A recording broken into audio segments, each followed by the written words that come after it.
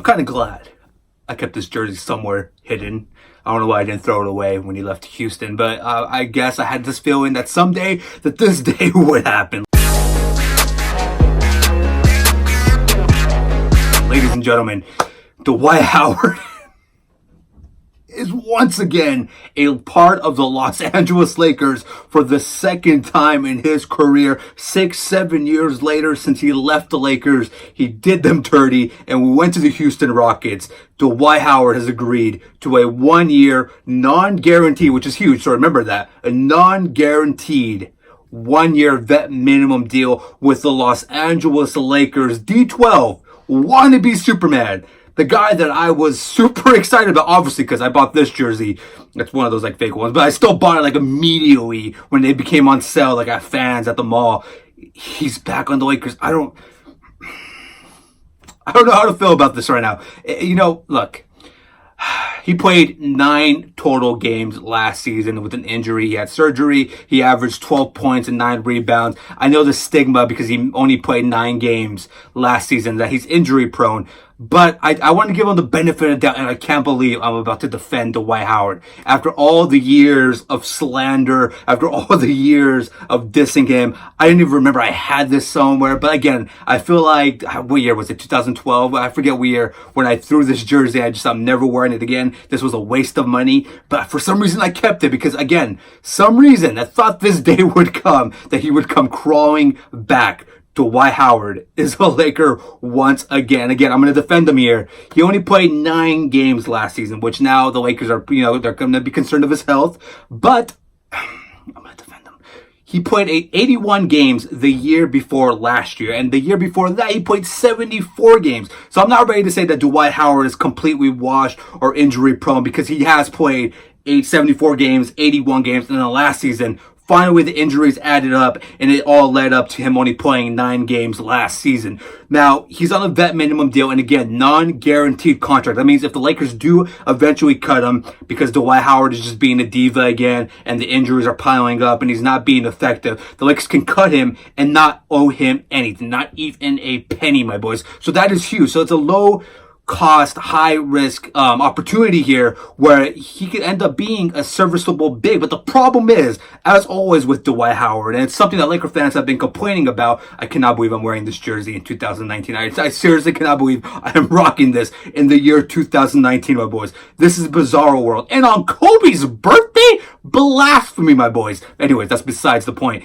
I'm beside myself. I can't believe it. I'm trying to soak it all in. So like, again, yeah, the Lakers, a non-guaranteed contract. They can cut him whenever if he starts acting up. Because look, let's be honest. Dwight Howard, for the last 4 or 5 seasons, as he's bounced around from Atlanta to Charlotte to Brooklyn to Washington, gets traded to Memphis. He's cut. There's like a 6th team in like 4 years. He has had the same persona for his whole career. And it feels like every summer we get Dwight Howard going on a tour talking about how he's a changed player, how he's a different human being, how he knows what role to accept. And then for whatever reason, Dwight Howard goes back to being the diva Dwight Howard. This is what the Lakers need to hope for, and this is what Dwight Howard needs to realize. And I mean, realize ASAP, because again, you're on a non-guaranteed vet minimum contract. There's a chance you walk away with no money whatsoever with this. This may be, and actually not maybe, this is Dwight Howard's last opportunity, not only to put up some major minutes, show the NBA that he still has some tank in there, and to compete for an NBA championship, which he hasn't since he left the Houston Rockets. And even that team was barely a second round. I think they made it to the conference finals once, and that was the year that the Clippers choked that 3-1 series lead. So he gets to play on a playoff championship team and put up numbers once again. Again, non-guaranteed contract. Dwight Howard needs to realize nobody is asking you to be a 20-15 guy. We were asking for that when we traded Andrew Bynum and all those picks for you, which in hindsight, when you look back at that Dwight Howard trade, it really didn't hurt anybody. Nobody other than the Orlando Magic won that trade. The Sixers got Bynum. He never played a game. The Denver Nuggets got Andre Iguodala. He left after a year and went to the Warriors. And the Orlando Magic were the only team that eventually ended up with an all-star big man in Nikola Vucevic, who came from the Philadelphia 76ers. So in hindsight, yeah, the Andrew Bynum, Dwight Howard trade wasn't that bad for the Lakers, but Howard leaving the Lakers really put the Lakers in tank mode in, the depression saga of the ending of Kobe's career. We haven't made the playoffs since Dwight Howard's last season with the Lakers, and we might make the playoffs again for the first time in 6 years with Dwight Howard on the Lakers. You know how weird that is? This guy who we hated because he went to the Houston Rockets to go play with James Harden is back on the Lakers. That is absolutely insane. Next thing you know, Steve Nash is going to come back. My boys, look, I'm going to be optimistic about this. I know a lot of Laker fans wanted Noah. I wanted Noah as well, only because Noah is a better passer. I think you need that kind of guy. Dwight Howard's never been really a good passer or that elite type of passer like Joakim Noah. But I'm not going to say Joakim Noah is better than Dwight Howard. Dwight Howard is an elite rebounder. He's an elite shot blocker. He can still box out on an elite level. He just needs to stay healthy. Again, in the 9 games he played for Washington, he averaged 12 points, 9 rebounds. The year before that, where he played 81 games, I believe, what team was he playing for? Was it the Hornets? I think it was the Hornets. When he played 81 games the year before that, which he only missed 1 game, he averaged like 16 and 12. If Dwight Howard is able to take that Tyson Chandler type role, that Ed Davis type role, even that JaVale McGee type role, where he's just going in there, setting strong screens, doing the pick and roll with perfection, not looking to do multiple post-ups per games or complaining or being a locker room pest where he's ruining, the coaching staff's experience and just messing up the tempo of the team and ruining the chemistry of the organization that they're trying to build, especially with the brand new coach in Frank Vogel, which is another key point. I think Frank Vogel is a really good coach with Dwight Howard. Obviously, we've seen what Vogel was able to do with Roy Hibbert in his career. I think Dwight Howard is the perfect type of center to mesh well in Frank Vogel's system. Again, this is a low risk, high reward type of deal. He's on a non-guaranteed deal, and I understand he hurt us in the past, but I am willing to let bygones be bygones, because if he's able to contribute from 15 minutes per night and box out at an elite level and defend the basket at an elite level and stay healthy, again, on a non-guaranteed vet minimum 1-year deal, you're not really risking everything. If he doesn't play good, if he's still injury prone, if he's still being a clown in the locker room, which is his history of being a clown in the locker room, well, then you cut the guy and then you go sign a Joakim Noah or hope that Noah doesn't get signed. And unfortunately, I do think the Lakers have to cut Boogie Cousins just because you need that extra roster spot in the case that Memphis also agrees to a contract buyout with Andre Iguodala, because the Iggy's somebody that needs to desperately be signed by the Lakers at some point to give them that wing defensive depth that they're going to need in the postseason and the regular season, but most importantly,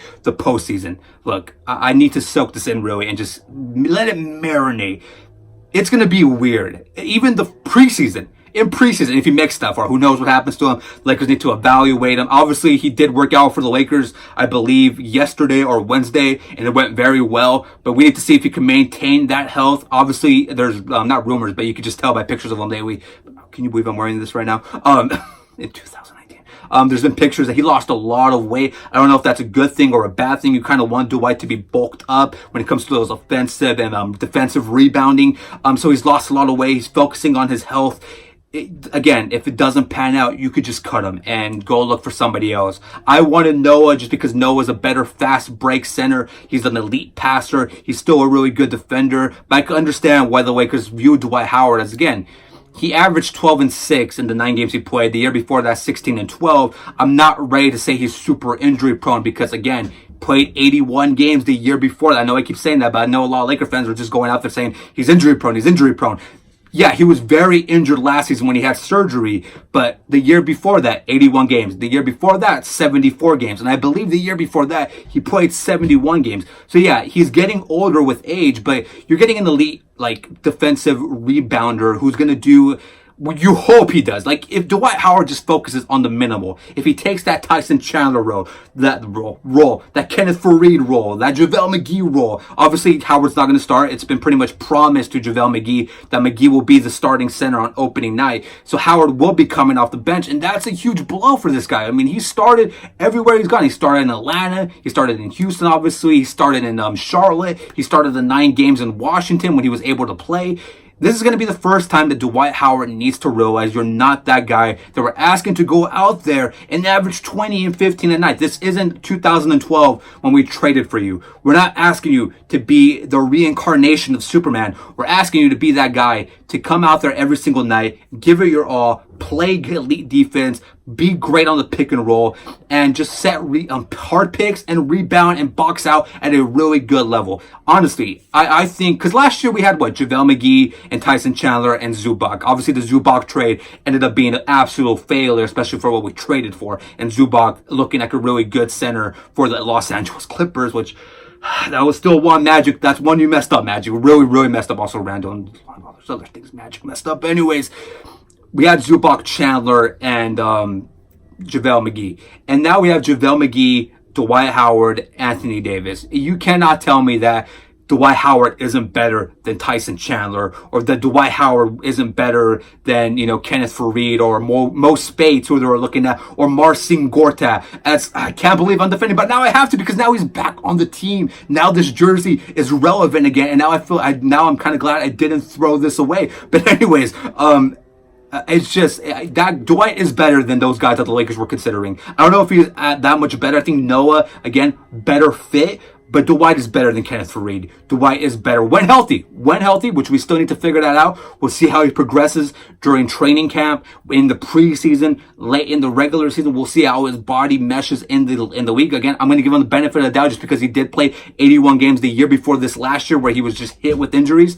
But again, we're going to find out. I think, obviously, I'd rather have Dwight Howard over Mo Spates or Marcin Gortat. That's just my opinion. Even over Faried. Faried, I like him because he's a high-energy guy, but Faried, in my opinion, is too small for the center position. He would be a very elite forward in today's game. I think the Lakers are set at the forward position with Anthony Davis, Jared Dudley, Kyle Kuzma. Yes, Jared Dudley does deserve to be on this team over Carmelo. I don't care what Royce Y and his weird mental illness thing is talking about, using mental illness as a shield to talk trash about Jared Dudley and attacking Jared Dudley, because Jared Dudley is the ultimate professional, the ultimate role player, can knock down the three-point shot and is a really good defender. That's a different discussion for a different day. But again, let's round it back out. Dwight Howard is a Laker. And yeah, it's weird. It's absolutely weird. Comment down below. Let me know your thoughts about Dwight Howard returning to the Los Angeles Lakers, because my boys, I'm shook. I know this jersey is super big on me now. I might wear it till Laker game, honestly, on the real, just because it's hilarious that this man is once again a member of the Los Angeles Lakers, and on Kobe's birthday again. Let me remind you, it's Mamba Day, and Rob Pelinka's out there signing Dwight Howard. We all know the rivalry between Kobe and Howard. We all know about it, and here we are. Dwight Howard is once again a member of the Los Angeles Lakers. You guys comment down below. Let me know, what are your thoughts about, are we still calling him Superman? I'm not calling him Superman. D12 is back in LA. It reminds me of that Thanos scene in Avengers Endgame, what did it bring you? Brought you back to me. The Lakers are Thanos with the Avengers coming back to him. You cannot live with your defeat. Howard is back with the Lakers. It's a weird thing. I'm not going to get used to it, my boys. I've already seen pictures of him in the Laker jerseys, the new Laker jerseys, because these are the old ones. These are the Adidas jerseys. But seeing him in those new Nike Laker jerseys, it's going to be an adjustment period for your boy to get used to seeing that man rocking the purple and gold once again. And the fact that he might wear a freaking championship with the Lakers. Dwight Howard's back. He's back, and I'm going to accept him with open arms and just hope, he gives us, I'm going to hope, which is stupid because I'm hoping from a guy who's been saying this for the last 5 summers. I'm going to hope he's a man of his word and he realizes that nobody wants 20 and 15 Dwight Howard. Nobody is asking for Orlando Magic Dwight Howard, not even asking for Houston Rocket Dwight Howard. The Lakers are asking for vet minimum, non-guaranteed. Give us 15 minutes a night of high energy, great picks, great rebounding. That's all we need. You want to put the ball back to the rim, we need an open shot because you have the advantage, go for it. But we're not asking for 20 a night. We're not asking you to play 32 minutes a night. We're not asking you for that. And if your antics start acting up, well, we'll just cut you, and hopefully hopefully Joakim Noah is available still, and we can go pick him up. I don't hate the move. It's just going to take some time to get comfortable with again. I slandered this man so much when he left the Lakers. I mean, I'm so glad my old Twitter is gone because I made the new one, Hollywood Hogan. By the way, follow me on Twitter. I'm so glad it's gone because there's so many slanderous Dwight Howard tweets on my old Twitter that has no longer existed because I deactivated it. But there were so many slanderous Dwight Howard tweets.